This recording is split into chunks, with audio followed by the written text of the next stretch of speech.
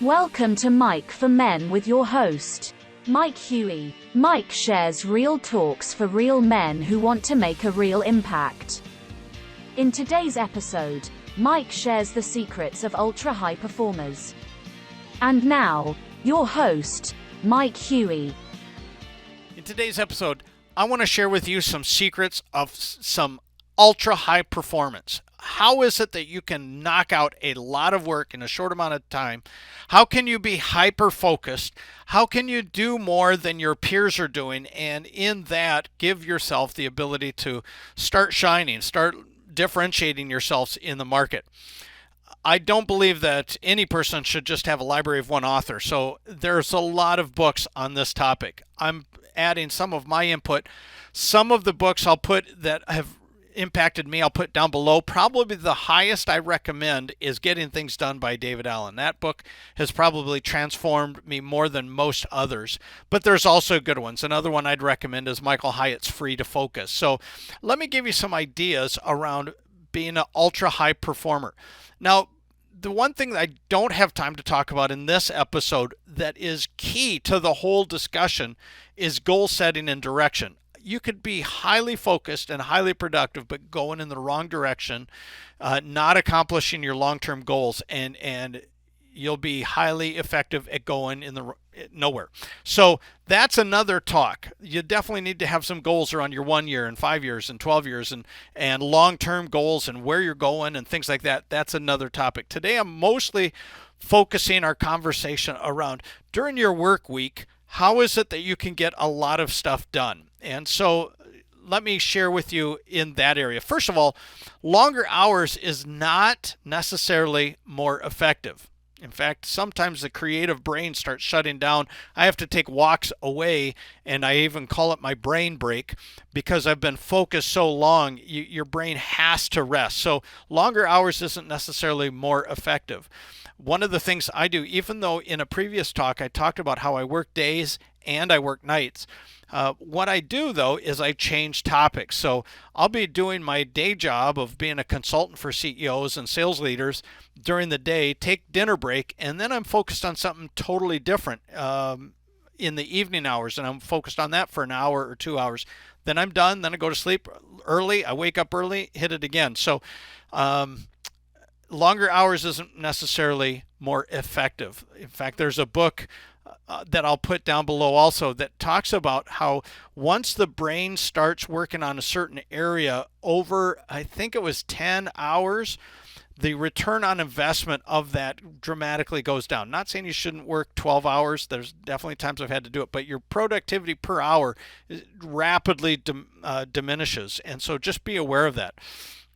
One of the first tricks to being a highly productive person is to plan your day the day before you're going to do it. And then when it's time to work the next morning, you work the plan. So plan the work the plan.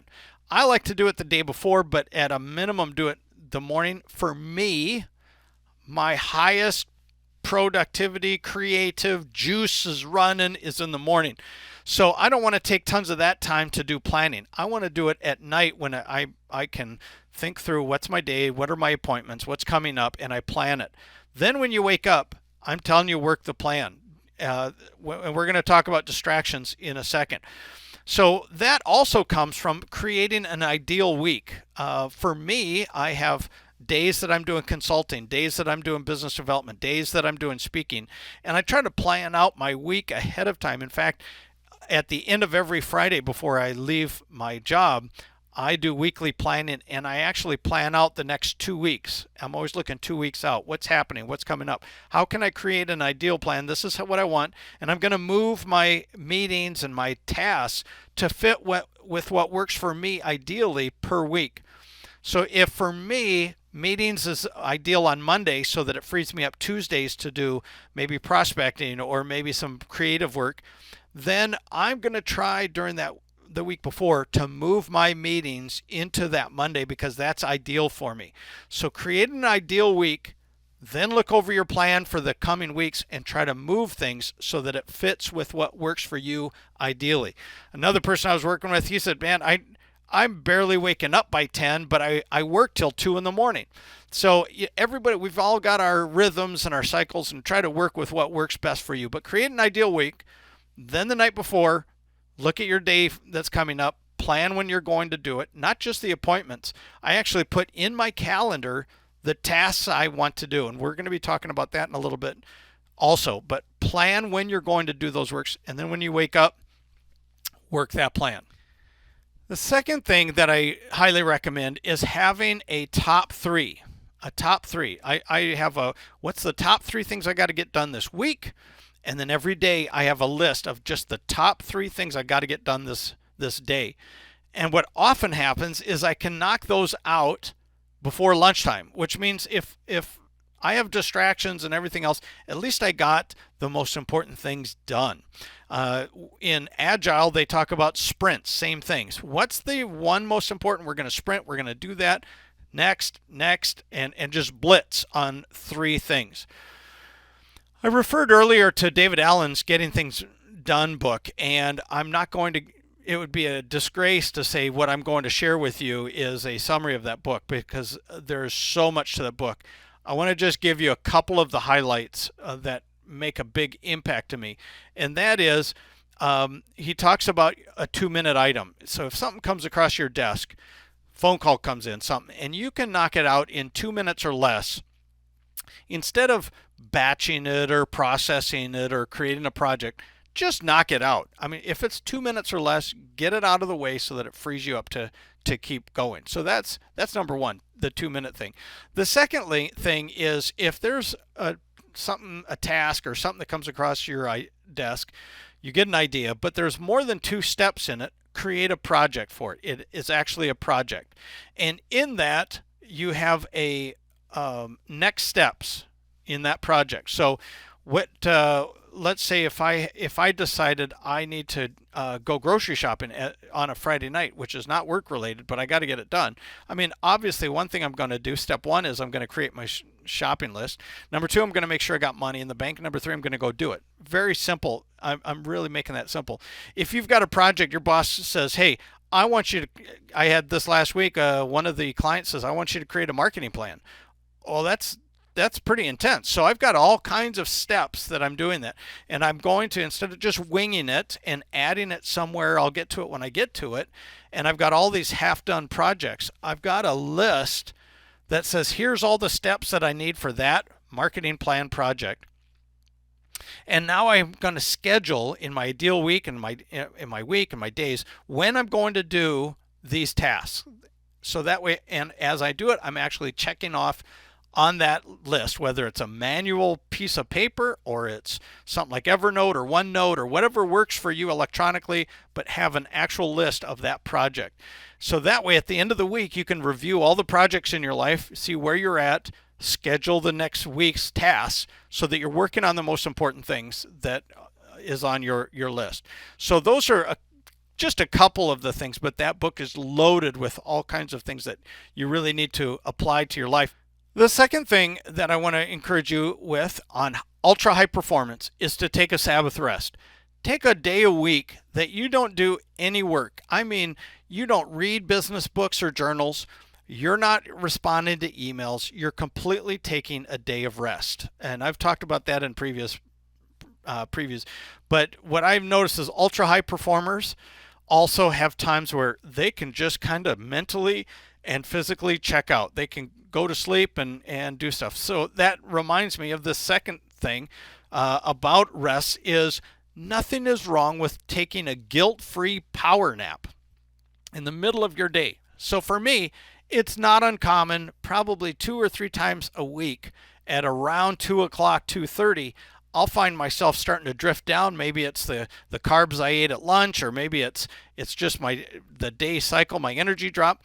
But I've noticed I can lay down for 10 to 15 minutes, guilt-free, take a nap, wake up 10, 15 minutes later, and I'm telling you, my energy level is off the roof. And so I want to encourage you, if one, take a Sabbath rest, and if during the weekdays you need to take a quick 10, 15-minute nap, do it, and do it guilt-free, because that really recharges and makes the remaining 2, 3, 4 hours of the workday substantially higher higher and more productive than the loss of those 10 or 15 minutes. So be aware of that. Another secret of highly productive people is they allocate times for complete uninterrupted work.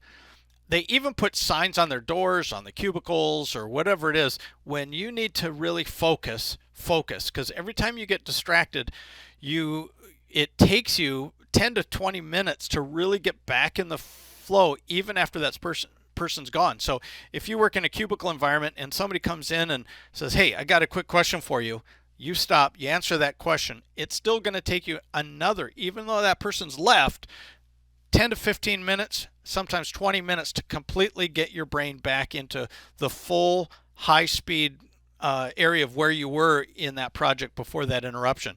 So a lot of times putting up a sign says focus, do not interrupt. If you're on a Microsoft Teams environment, clicking on the little area that says I'm unavailable. Stop the interruptions of the phones and the alarms and the emails. Turn alarms off for emails. That alone will dramatically increase your productivity. Now, you're going to say, yeah, but I need to answer those emails. I need to answer those texts. Absolutely. That brings me to the next thing. Batch your meetings, batch your calls, batch your email time. So highly productive people will reply to emails in large groups. They batch their time. They say, this is my email time. Customers don't expect, bosses don't expect you to drop everything every 5 minutes because they sent you an email. They expect you to be a professional and to group things. So I'd encourage you to batch when you're going to be replying to texts and emails and calls if you're doing productivity time and there needs to be high creative time. Cell distractions. $1.6 million crashes happen each year, resulting in 390,000 injuries, all from cell phone distraction when driving. Numerous studies are on the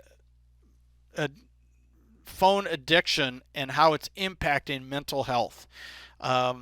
So I want to really encourage you a couple things. One, really limit the amount of games you're playing on your phones and the amount of social media platforms that you're looking at. It pulls you, when you're playing games and you're off in a social media world, it's pulling you into their reality. Whether it's a war gaming, you're in a different reality. If it's social media, you're in a reality of somebody else's world.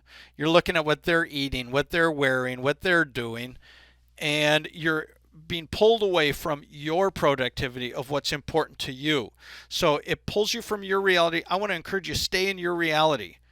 It's either your reality or a fantasy world, your reality or someone else's world.